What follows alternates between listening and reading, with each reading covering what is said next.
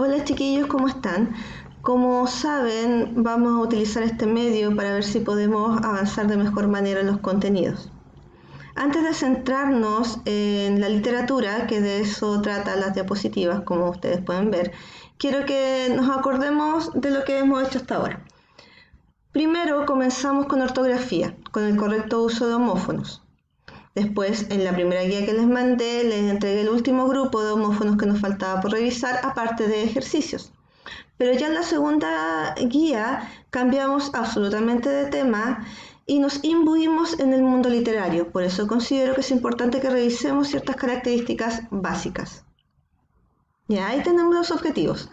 Recordar las características principales de los textos literarios, comprender los conceptos de distopía y utopía. Partamos pues. La palabra literatura viene del latín litera, que significa arte de leer y escribir, pero arte no en el sentido que utilizamos comúnmente, sino con el significado de habilidad. Un literato entonces era una persona que tenía la habilidad de leer y escribir. Solamente hacia finales del siglo XVIII la palabra literatura se orienta hacia la creación estética. La literatura tiene una intención comunicativa estética. Su función es crear una obra de arte. Y como en todo creador, como en todo artista, se requiere una materia prima, ¿cierto? ¿Cuál es la materia prima del autor? La palabra. Ahora, ¿qué significa que su intención comunicativa sea estética? Que a través de la palabra el escritor crea un mundo, plantea una idea, plantea sus sentimientos, pero de manera bella. Por eso es estético. Entonces podemos afirmar que el lenguaje poético, el empleado por los escritores, no es en modo alguno una forma habitual de decir. ¿Ya? No es un lenguaje común, no es el que utilizamos todos los días cuando tenemos que plantear estas dudas o cuando queremos comunicar algo. A ver, un ejemplo. Yo tengo un amigo y de ese amigo yo les puedo contar que tiene los ojos azules. Pensemos en esa frase. Él tiene los ojos azules. Un modo normal, habitual, común, simplemente expositivo, plantea una información. ¿Qué le quería un poeta? ¿Qué le quería un artista de la palabra, por decirlo de alguna forma? Él tal vez nos diría que esa persona tiene el mar en sus ojos. Sí, romántico, pero poético. Esa es más o menos la idea. De alguna forma ir mezclando, organizando las palabras y las ideas que yo quiero proyectar de una forma distinta. La expresión del mensaje literario se enriquece por el uso de recursos fónicos y morfosintácticos, y aquí nos vamos a los recursos literarios, básicamente. Recordemos que una poesía utiliza muchos recursos fónicos. ¿Qué es fónico? De sonido, ¿cierto? En una poesía tenemos ritmo, eso es un recurso fónico. Rima, también. La aliteración que es la reiteración constante de un sonido. Obviamente recurso fónico. Y si pensamos en los recursos morfosintácticos, se nos viene a la mente, por ejemplo, el hipérbato, cuando cambiamos el orden sintáctico de la oración. Así que en lugar, por ejemplo, de decir ella va a comprar el pan, decimos a comprar va el pan ella. Hablamos como Yoda, sí, pero estamos entregando un mensaje de una forma distinta, no habitual. La literatura entonces utiliza un lenguaje connotativo. Y acá tenemos que recordar cuál es el significado de la palabra connotativo. Yo creo que ustedes lo han visto antes. Recordemos, un texto informativo utiliza el significado denotativo de la palabra. ¿Qué es esto? Su primer valor. ¿Para qué fue creada esa palabra? El primer sentido que tiene. En cambio, en la literatura se emplea mucho el significado connotativo de la palabra, que son los otros valores, los otros sentidos que nosotros le podemos dar. Ejemplo, y siempre doy el mismo porque es muy simple de entender. La palabra vaca. Si yo pienso en el significado denotativo de la palabra vaca, inmediatamente se me viene a la mente, valga la redundancia, un animal, ¿cierto? Cuadrúpedo, rumiante y todas las características que pueda tener ese animal. Pero si yo lo voy a utilizar con el sentido connotativo, puedo decir, por ejemplo, hagamos una vaca. ¿Y qué es hacer una vaca? Por lo menos en mis tiempos era que todos ponían un poco de dinero y los juntábamos, los reuníamos. O le puedo decir a alguien que es vaca. Ahí estoy utilizando esa palabra en el sentido de mala persona. Resumiendo, el significado denotativo de las palabras corresponde a su primer valor, al básico, al primordial. Y el significado connotativo corresponde a los otros valores, los otros sentidos que nosotros le damos a esa palabra dependiendo de nuestro contexto social, dependiendo de nuestra cultura. Por lo tanto, al utilizar un lenguaje connotativo, podemos decir que la literatura se muestra de alguna forma ambigua, ¿ya? Interpretable. Es un lenguaje ambiguo e interpretable. Sin duda, pensemos. Cuando somos niños y leemos una novela, interpretamos ciertas ideas de esa novela, ¿cierto? Nos quedamos con ciertas situaciones. Pero si crecemos y ya mayores volvemos a tomar esa misma novela, vamos a interpretar otras cosas, más que las que cuando éramos niños o absolutamente diferentes de cuando éramos niños. ¿Por qué? Porque mis experiencias son distintas. Ya conozco más cosas. Entonces, una misma persona a lo largo del tiempo puede interpretar una obra literaria de diferentes maneras y eso es gracias a su tipo de lenguaje. Ante esto podemos decir que la literatura posee un valor autónomo que trasciende la simple finalidad práctica de comunicar un mensaje. ¿Qué significa esto?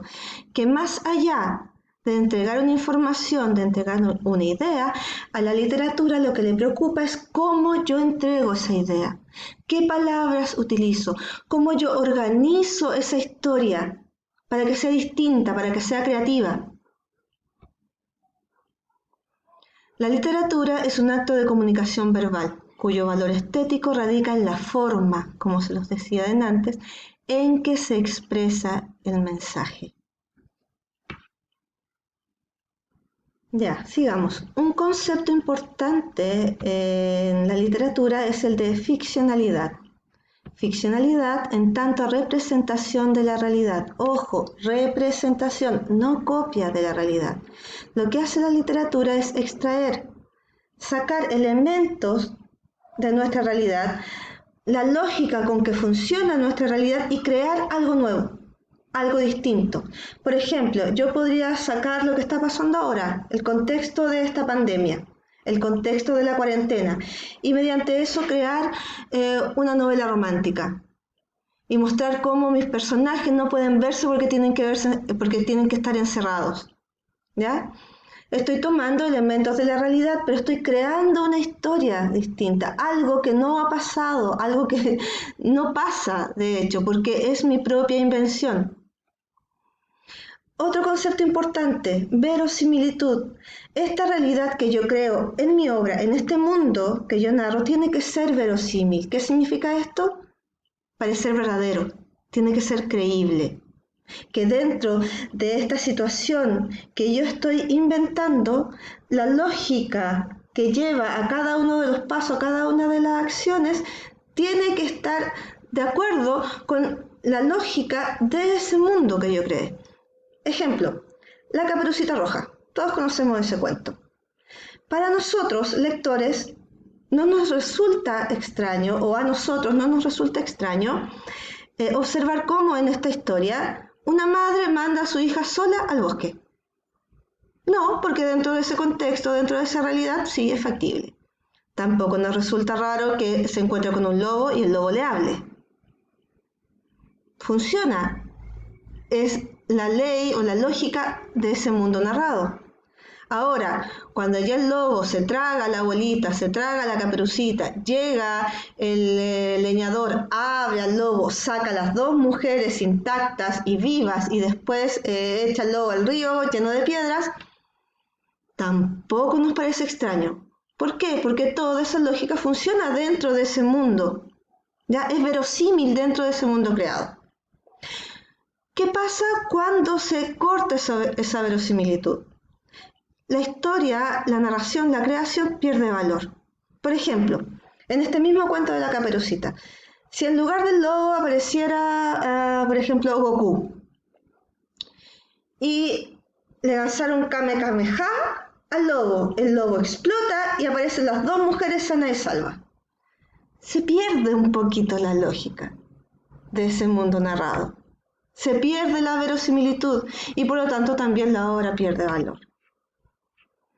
Avancemos. La ficcionalidad alude a la creación de mundos posibles. ¿Ya? Ustedes vieron los tipos de mundo. Saben que se pueden dividir en mitológicos, legendarios, oníricos, maravilloso, real maravilloso. Bueno, ahora a través de este enlace vamos a centrarnos o volver a lo que era la guía número 2, ¿ya? Porque ahí se nos presenta un tipo de mundo específico, que es el de la ciencia ficción. ¿Ya? Recordemos, elementos básicos. La ciencia ficción está ambientada en un mundo futurista, ¿ya? En un futuro lejano o cercano también, donde los avances científicos y tecnológicos marcan la historia que se está desarrollando, ¿ya? Seguimos. Ya. Este mundo de ciencia ficción, ¿ya?, puede presentarnos una realidad utópica. ¿Ya? Utópico viene de utopía y utopía del griego, que significa no lugar, un lugar que no existe. El término fue acuñado por el autor Tomás Moro en su obra, justamente que se llama así, La Utopía. Ahí nos contaba acerca de una isla que tenía ese mismo nombre, y en esta isla todo funcionaba perfecto, todo funcionaba bien, era un mundo absolutamente ideal. ¿Qué es entonces una utopía? Es la representación imaginativa de una sociedad futura de características favorecedoras del bien humano. Tenemos entonces una sociedad ideal, donde todas las instituciones funcionan perfectamente, una sociedad perfecta y en paz. El único problema con estos mundos utópicos es que esta proyección de un mundo, una sociedad humana ideal, es absolutamente subjetiva. ¿Qué significa esto? Que el mundo ideal que yo tengo en mi mente puede ser muy distinto al que tienen ustedes. En ejemplos extremos, a una persona o para una persona un mundo ideal podría ser aquel en el que las reglas están sumamente establecidas, sumamente claras y todo el mundo las respeta. Y aquella persona que no respeta las reglas es fusilada en la plaza, por ejemplo. Y para otros, tal vez un mundo ideal es un mundo donde no hay reglas, todos hacemos lo que queremos. Son ejemplos extremos, sí, pero lo ideal para cada uno es absolutamente distinto y a veces en tratar de imponer mi concepción de un mundo ideal a otro, lo único que causa es crear un mundo distópico. Avancemos. Y ahora nos vamos a la distopía. ¿Ya? Distópico, obviamente viene de distopía. Al concepto de utopía, no lugar, se le agrega el prefijo dis, que significa negación, contrariedad, disconformidad, disgusto, o sea, un mundo que nos disgusta, con el que estamos disconformes. Su definición: representación ficticia de una sociedad futura de características negativas, causantes de la alienación humana. ¿Qué significa alienación? La pérdida de individualidad, de tu propia capacidad de decidir con respecto a tu destino y a tu vida. A ver, las novelas de estilo distópico por lo general alertan sobre el peligro potencial